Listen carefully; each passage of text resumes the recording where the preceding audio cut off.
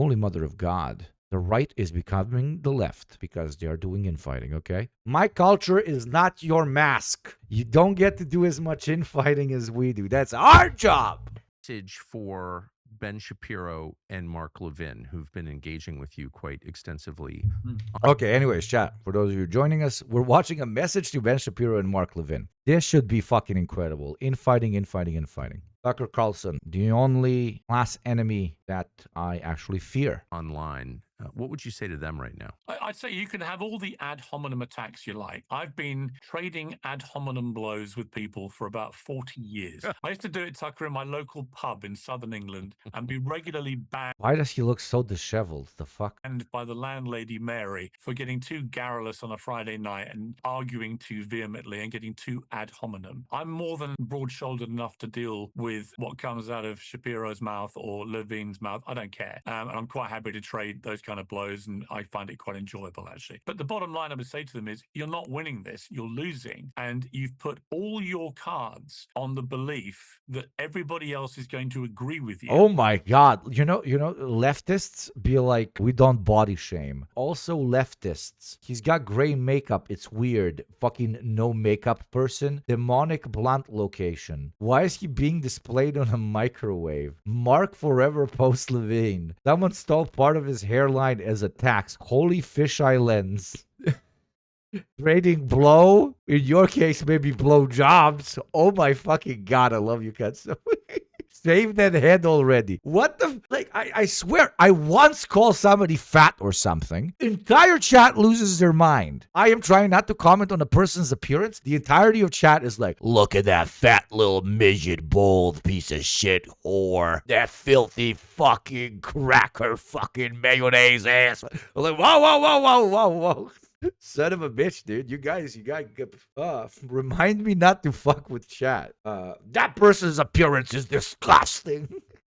I mean, even that sentence, this person's appearance is disgusting. It's just legendary Margaret. Look at this great demonic disheveled shell of a human. What? Well, look at that hair. Come on. Yeah, the hair is very bad. Just dog ate half his hair. I'm a wordsmith. Oh, never change, chat. Okay, look me the eyes. Never change. We're the shitbag left, okay? Fuck being nice. That if anyone criticizes the Israeli government, then they're Nazis or they are anti-Semitic or they hate Jewish people. And that has been one of the most insidious false claims widely repeated by people that follow the likes of Shapiro and Levin, certainly since October the 7th. And the idea that you cannot stand up to a government, even if it's a government you support, it's your own government in many cases, the idea that you can't criticize that government means you're not actually journalists. These people can't be journalists who look at these things with an open mind and have intellectual honesty about it. You are just partisan activists and you're propagandists for a government that is making Israel increasingly globally unpopular. And so my message to them, not that they want to hear it or that they will listen to me, but my message to them is I'd stop the ad hominem. I guess there's three types of journalists. Ones that are academically trained and that truly believe and proactively attempt to rid bias out of their reporting, but that at the end of the day understand that you cannot avoid bias. And no matter how much you try, you will eventually share your personal POV, which is informed by your material conditions, past experiences, your life, and so on. That's journalist number one. Pretty decent journalist trying really hard, etc., etc. Then you have journalist, quote unquote, number two, which is an open believer in a particular way of life and ideology, and they agitate for it. These are propagandists. That is me, that is Ben Shapiro, that is Tucker Carlson, that is Hassan Piker, etc., etc., right? That's the second category. People that understand they're propagandists and that do propaganda very openly. And there's people number three that do propaganda, but they are so fucking insanely fucking stupid that they think that they are doing objective journalism or that such a thing as unbiased journalism even exists in the first place. And that's Piers Morgan, okay? He's not category one of like a well-educated journalist that is trying to be objective but understands they never will be. Piers fucking Morgan saying that Ben Shapiro is a propagandist and a talking head and not a real journalist while being Piers motherfucking Morgan is crazy. And it implies that the guy is, as I can say in his mother tongue, a daft fucking cunt. The number 3 is the huge majority of journalists in mainstream media. Huge majority of journalists, period, unfortunately.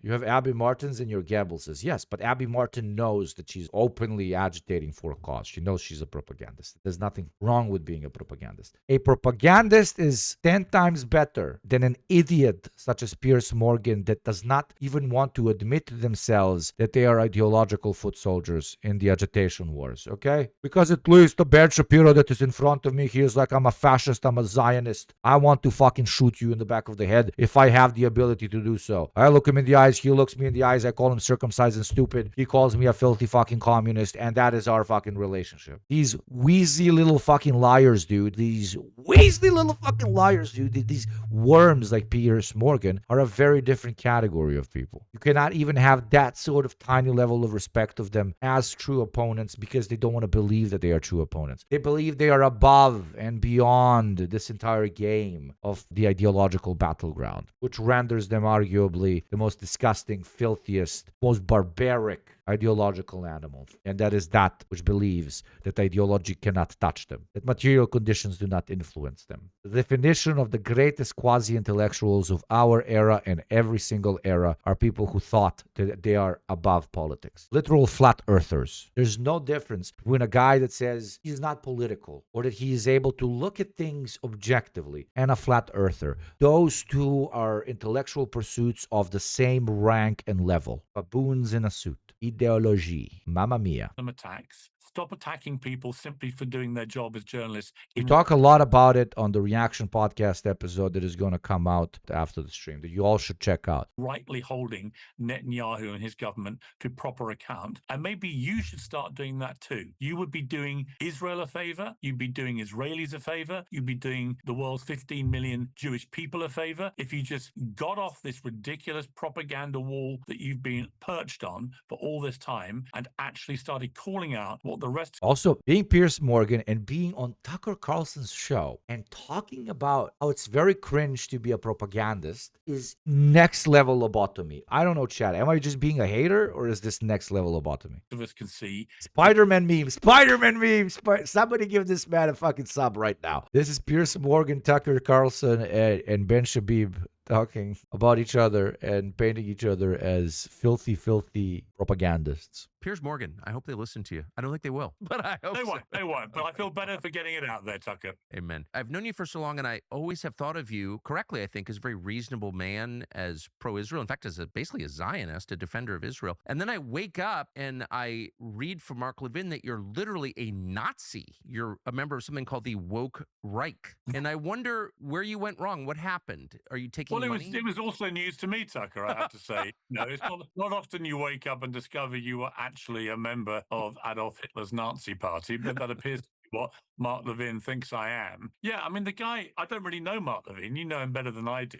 I've watched his work. He seems to resort to ad hominem attacks on anyone that dares stand up to this particular Israeli government, which I think is an interesting strategy because most people I talk to of any political persuasion right now are pretty critical of this Israeli government. And in the same way that Ben Shapiro and others have, I think, really caused themselves enormous reputational damage over this Iran war in particular, it comes down to their refusal to countenance any criticism of Benjamin Netanyahu, even when he's doing things which most people think are completely wrong. I don't understand why they think that's a winning strategy. It seems from... So this is on the Reaction Podcast. We talk about it a lot. This is a particular shift between two types of right-wing agitators. Ones that are professional chameleons, political animals. They can adjust to any new conditions they find themselves in and adjust to any particular type of rhetoric that the majority of their audience would like to hear versus right-wing talking heads and agitators who actually do hold one or two opinions near and dear to their heart. Ben Shapiro is exactly the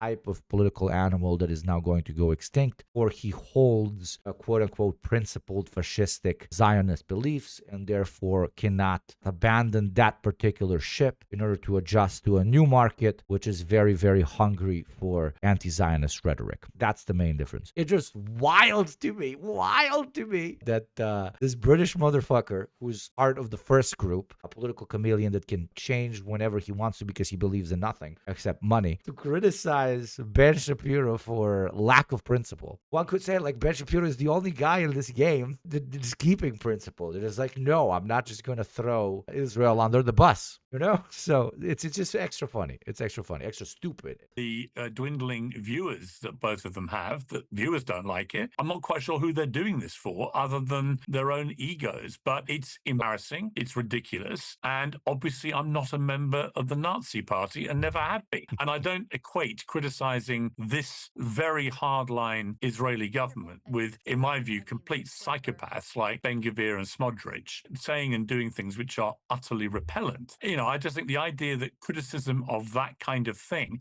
meaning that you become a member of the woke Reich, is patently ridiculous. Well, it's also weird considering that the people being targeted, and honestly, I would include myself in this, are the more moderate people. Certainly, you have been a consistent and pretty loyal defender of Israel ever since I noticed your public career. Megyn Kelly, same thing. Why attack those people? Why not make some effort to say to people like you or Megyn Kelly, look, I know you like Israel, you always have. There's some. You think Tucker and Megyn Kelly are fucking? You think they ever fucked? I don't think they did. I think Megyn Kelly is like into like aesthetically pretty dudes. Wait, Megyn Kelly husband. I knew it. I knew she is into aesthetically pretty dudes. I absolutely knew it. There you go. Like classic, like good looking fucking white guy. There you go. Absolutely. I fucking knew it. I immediately knew it. He's like, she's into the aesthetic and shit. He cares about how well kept he is and shit. Yeah. Classic, handsome-ish white dude. Absolutely. Yeah. No, she would never fuck Tucker. No, dude. No. Tucker ain't getting in that shit. No. Tucker ain't moving those guts around. Some lunatics in the current government. We can reform this. Why the zero tolerance policy for any criticism? It seems counterproductive. Well, it's not just counterproductive. Wait, Tucker isn't pretty? I mean, he's pretty in like a dad way, you know? He's like a good-looking dad, I guess. He's the type that, like, if you're married to him for like 25 years, you still find attractive. But if you're not, you do not. He's a Montana 10, kurva. He's a Montana 10. Oh, never change, you sons of bitches. It's actually deeply offensive because, as you rightly say, I have always... Yeah, she Megyn Kelly likes him young. Megyn Kelly's a pedophile, yeah, famously. Supported Israel's right to exist as a basic right. I've always supported their right after October the 7th to defend themselves. I thought they had a moral public duty to their people to defend themselves after that appalling terrorist attack. But I also questioned quite early on whether their response was proportionate. And I continue to... We're there, chat. We're there. Remember 2-3 years ago when we were saying eventually everybody will have been against this? Clap to you guys. We're there, chat. Congratulations. Question the proportionality of Israel's response to all the threats that they face. And I don't say for a moment that Israel has not been threatened and doesn't remain threatened by a variety of terrorist groups, from Hezbollah to the Houthis to Hamas, and the tentacles of Iran spread long to all those groups. I don't for any moment want to suggest that isn't happening or it's not a real thing. But how a country like Israel, which is, pretty much the superpower of the region, which has an extraordinarily powerful military, it's got itself into a really difficult place on this, where it is becoming increasingly a global pariah. And that's not your fault or my fault or Megyn Kelly's fault, but increasingly, I think it is a situation exacerbated by the likes of Ben Shapiro and Mark Levin, because they conflate legitimate criticism of the actions of a government with, in many cases, they spray gun people with the charge of anti-Semitism, or as we see now, well, you must be part of the... Man, he's abandoning ship so fucking late. It's so funny.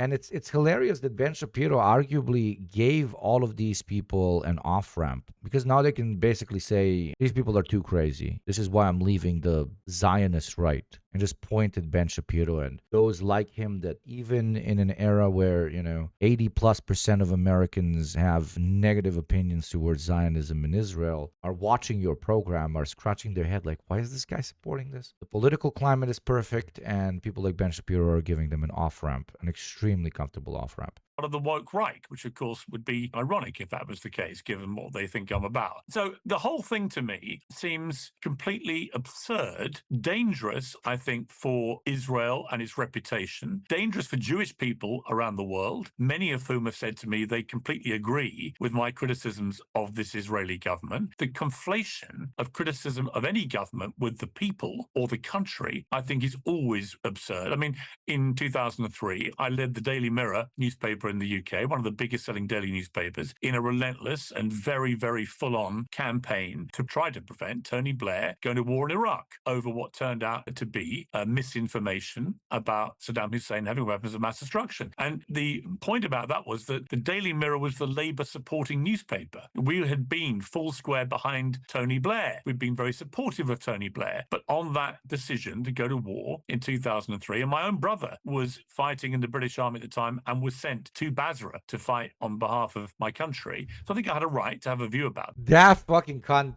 so ideologically cuckolded. He's like, yeah, I will sacrifice my brother to the altar of imperialism. Oh, piss off this fucking twat. Like 95% of Israelis are genocide. That's what lesbian hot sauce said, not me. And my view was that we had not proven the case against Saddam Hussein. The Daily Mirror was never pro-labor, absolutely. And I stood up with the paper and day after day opposed it. Now, does any of that visceral criticism of Tony Blair's decision and that of his government mean that I hated the people of my country? No. Did it mean I hate my country? No. The opposite, in fact. I was doing this because I wanted to be supportive of my country, supportive of my country's people, by stopping something happening that I felt was detrimental to the interests of both my country and its people. And I feel the same way about this decision to go to war in Iran. Okay. I mean, they're stealing our staple, honestly. Shapiro. So Trump, while characterizing the Iranians as Our staple of infighting. They're stealing our staple, dude. I gotta start infighting more. I'm tired of being like this character that's pretty chill with everybody, man. Who should I start beef with? Tell me, chat. Nah, not Hassan. He's too easy of a target. It's too larpy to just be like, ooh, Hassan, look at the fucking, ooh. He's either too liberal or he's too radical. Oh, look at the Turk. Ooh, ah, ah, ah. Mike from PA, no, I run a show with him. No. Give me somebody. Who should I attack? Kyle Kalinske, I actually quote tweeted Kyle Kalinske, calling him basically a little bit racist, and I got like 100,000 likes on that post. I don't think that man will ever forgive me that. I think that's why we haven't been able to get him on the reaction pod, honestly. I kind of frame mocked him. Vio is great, actually. Because it can be like extra drama. Because we got Mike in between, then we got Vio. I already started saying that Vio is an Austrian nationalist that holds colonial aspirations towards Balkan people and dehumanizes us to an extent organically as an Austrian. There we could do something. And of course, Vio is a smart woman. We would psyop the shit out of it. We would sit down. We would, say, okay, you're going to shit talk this. I'm going to shit talk that. On this day, you're going to milk this for subs. On that day, you're going to milk it for subs. We're going to grift the fuck out of it. Telling you guys, because you guys are on the team, You're going to be fellow propagandists. It could work. Then there can be drama on the podcast that makes the podcast more famous as well. Like a split between me and Mike because I'm beefing with Vio. Wait for what? We're talking with Chad about making me more popular by starting unnecessary beefs with people. Not for the podcast, for me personally, for everybody. The problem you, Vio, have and I have is that we are not toxic enough. We would have a much higher viewership if we participated in crazy drama more often. But we don't. So we need an aura of drama and toxicity to inspire higher viewership. Bro just called me hysterical liar and an emo. Oh, I ain't touching that with a 10-foot pole. says that Israeli Prime Minister Benjamin Netanyahu is a very difficult guy. Okay, I'm just going to be clear. One of these countries has been flying sorties next to the United States and putting the lives of its own soldiers at risk next to the United States. One of these countries has been trying to kill American soldiers. So probably we should, be a little bit more measured in our critiques of our allies. The one thing I will say with regard to the president and the vice president and the signals they are sending, if you keep sending the signal to a terror-backing regime that chants death to America, that you want to deal with them so badly that you're going to tell our allies in the region, Wait. Chat. Making brain rot live. Backing regime that chants death to America, that you want to deal with them so badly that you're going to tell our allies in the region to stand down, you are giving them an enormous amount of forward momentum. And that is a huge mistake that should not be done. And I hope that the president does not do that. Again, that signing ceremony in Switzerland should be canceled. It should not happen. I love how I'm giving parents PTSD right now. They're like, finally I raised my kid so it no longer cries every morning. And now I'm destroying you. I mean, there's so many things to say, but we'll just keep this limited just because it's just too easy. But you'll notice big picture that there is no distress at the truly harmful effect to the United States of this war, to the American economy, to our ability to project legitimate power, assuming there are times. That's the direction he's going in. He's basically going to call him someone who is more patriotic to it. I can already smell it. So smart. Fuck, this guy's smart. I hate that he's so smart. The propaganda Tucker is going to do here is basically call Ben Shapiro more loyal to the state of Israel than to the United States of America. And therefore, true American patriots should not listen to Ben Shapiro because he is an extension of Israel and an extension of the U.S. He will always, as a Jew, put Israel before the states. It's so good. Fucking 10 out of 10. When you do need to project legitimate power around the world, in the Middle East specifically, the deaths of, well, we don't know the real number. The number is 13, according to Grok, of Americans in this war. Is that the real number? No, it's not the real number, actually. What is the real number? We don't know. We will at some point know. But Americans have died for Israel in this war. No concern about that at all. The concern is that Trump isn't being appropriately respectable to a foreign head of state. He's not showing enough respect or deference to a guy who runs a tiny country of 9 million people, an apartheid state with no natural resources at all, from which we derive nothing. It's only an expense. Israel's side of the ledger is just bright red. We're not getting anything out of this at all. And Trump is treating him like the junior partner he is and negotiating with a real country, Iran. And that's what just sends this guy. Wow, that's so funny. Israel isn't even a real country. Iran is a real country, motherfucker. That is fucking lit. We need a guy like this on the left. I could help make JT into this. Respectable, southern, white, fortunately necessary American gentleman who says it how it is and calls out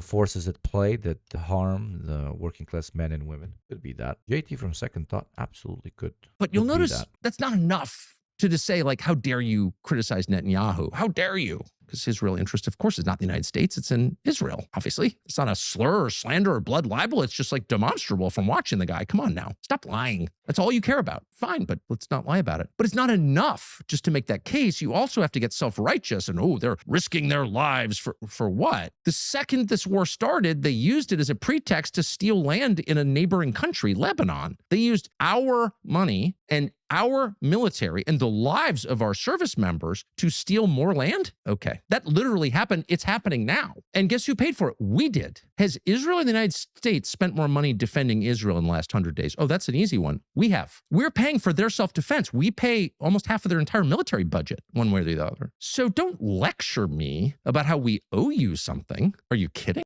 How we owe you something. Mass murder is what this man is doing in Ben Shapiro's career. He's literally going like, yo, Jew, we tolerated your Jew fucking shit for a very long time. How about you Jew the fuck out of here? I don't know your Jew fucking ass absolutely anything. Judeo-Christian values. It's fucking Christian values now, you circumcised fuck. That is literally what he's saying. And that shit is...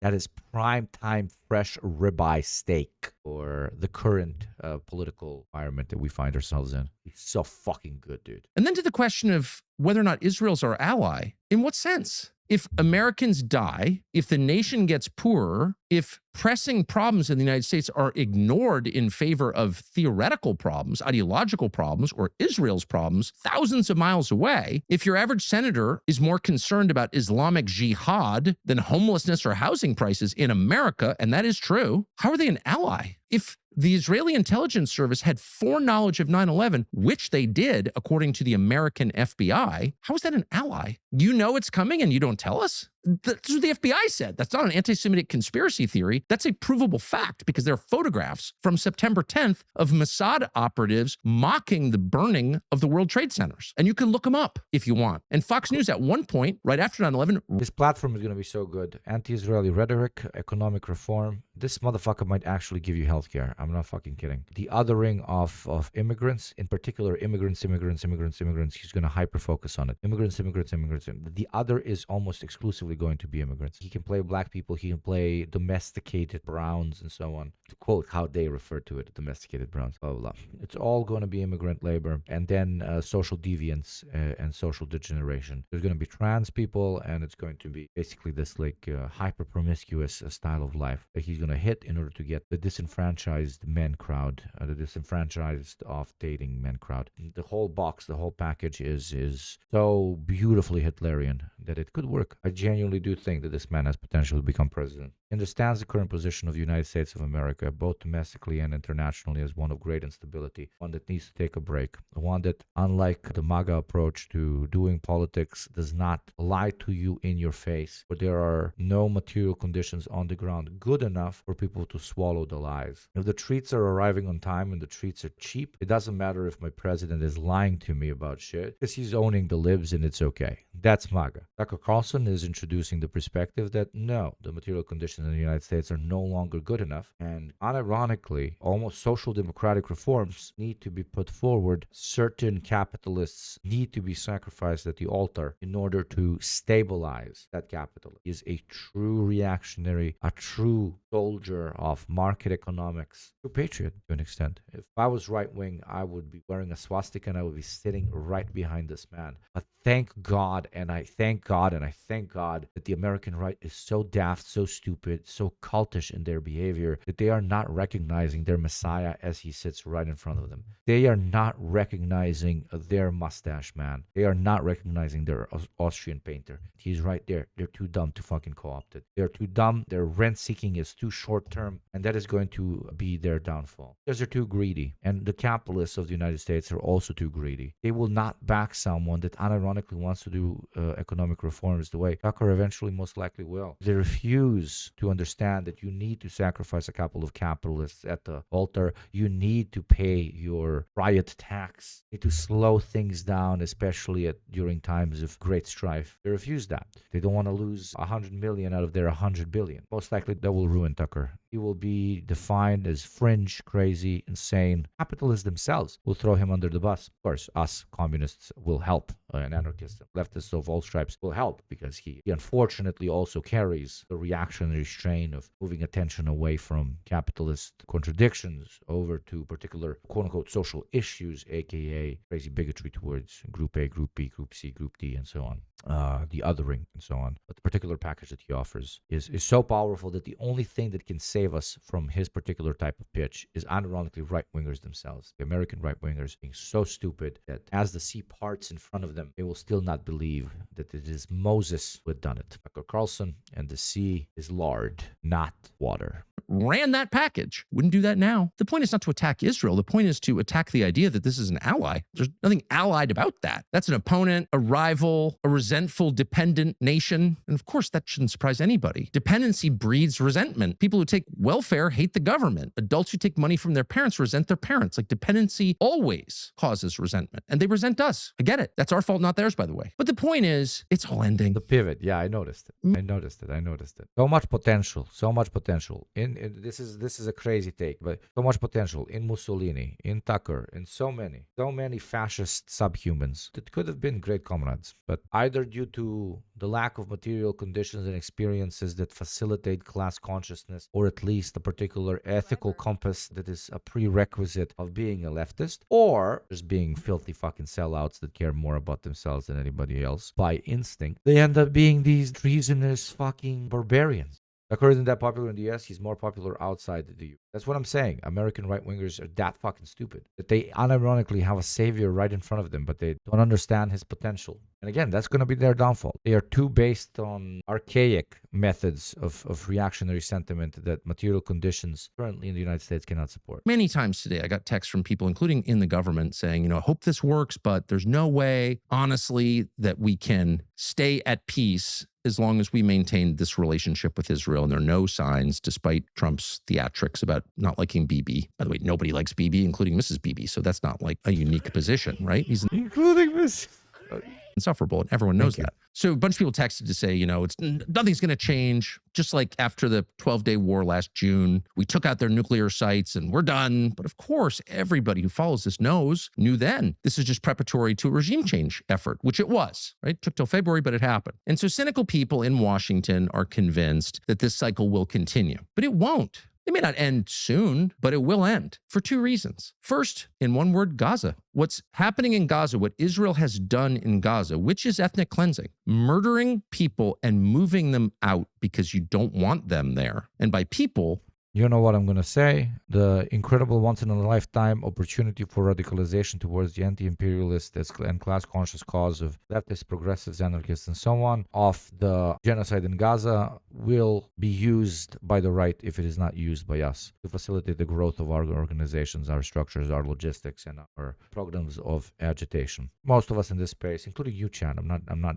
lording over you. Quite the opposite. I've been fucking screaming this in almost every leftist organization from day one. Me and the boys from the program, literally from day one, we said this on October 8th. Literally. And it's very unfortunate to see everybody from SOCDEMs to democratic socialists and, of course, to revolutionary socialists and anarchists of every stripe not being able to utilize this great radicalizing moment for the masses. But it is what it is. Yep, Dems are enabling the far right to own being against Gaza, and it will be a fucking anchor tied around their necks. Exactly. So fucking stupid. People on the basis of bloodline, not even on the basis of religion. This is happening to Christians and Muslims, but they're Arabs, they're Palestinians, and they're being moved out of Gaza and the West Bank and southern Lebanon because Israel wants the land. That is ethnic cleansing. It's genocide. It's the definition of genocide. It's happened before. That is happening now. It's happening with U.S. tax dollars in the Middle East, and Israel is doing it. Now, that fact wasn't until recently very controversial in the United States. You couldn't say that. You were somehow the criminal. The people committing murder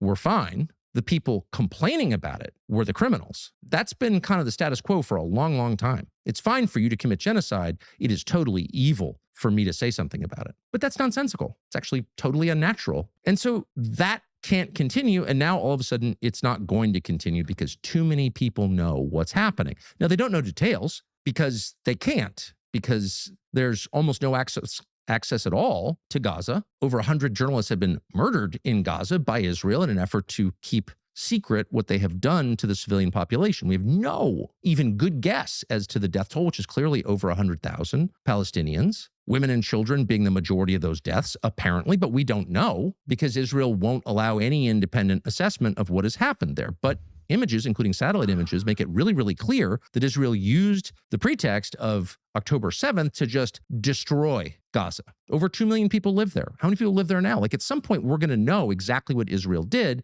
and it will be very obvious, in fact, impossible to deny that what they did was genocide. And genocide is wrong, no matter who commits it, whether it's the Nazis, whether it's the Rwandans, whether it's the Turks against the Armenians, it doesn't matter. Killing entire populations. Great opportunity lost here about South African blacks against whites. Great opportunity lost, but he could probably lose some like centrists with this, so he didn't go with it. I should probably stop playing this video. It's gonna make half of chat fucking sympathetic to Tucker fucking Carlson. That's the magic of this guy. That's why I reported on this guy from when did I? What does Tucker Carlson even believe? When did I fucking make this? 2 years ago. And then the little New York Times 1 year later made a video about what does Tucker Carlson really believe. 2 years ago, what does Tucker even believe? 1 month ago, what does Tucker even believe from the New York fucking Times? I'm not wearing tinfoil. Oh my God, the New York Times is copying my style, but I'm sorry, it's literally the same fucking video. He's just makes my skin crawl. It's like viewing like a human that looks very human, but he's not. He scares me from like my heart goes doop doop doop doop. Sometimes when I listen to him, I get riled up. Gets to me. And if he can get to me, a person who has dedicated a very large part of their life to, anti-fascist cause, imagine how easy he can get to actual right-wingers and chuds. It's crazy. Populations because you don't want them there, killing their children because you don't want them to grow up into your opponents. That's always wrong. It doesn't matter. There is no special carve out for that kind of behavior. Ethnic cleansing is never allowed, period, because it violates a universal standard that applies even to Israel. Now, a lot of people hesitate before getting traditional therapies for cholesterol health. They don't want to wind up. Oh my God, it's so fucked up when they start doing ads. Chat, this was a 10 out of 10 stream. I gotta go though. What a great stream. I will see you tomorrow.